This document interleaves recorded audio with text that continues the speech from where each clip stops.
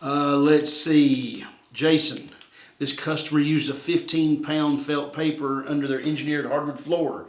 They can hear a sticky sound when they walk on it. Will this go away over time or should they start over? Okay. First of all, if it's a floating floor, you shouldn't use a felt paper anyway. If you're floating floor, you should use a pad under it that's designed to go under a floating floor. Sound deadener. A sound deadener. Felt paper just ain't. Felt paper's used for when you're going to nail the floor.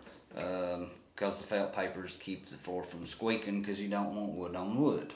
A lot of people think it's a moisture Yeah. barrier, but when you put 1,000 holes in Yeah. something, it's not a moisture barrier anymore. Yeah, felt paper's a water repellent, not a moisture barrier. You know, Right. if it sticks, it will soak up water and go through it. So, yeah, if you're getting that sticky sound, you probably should start over.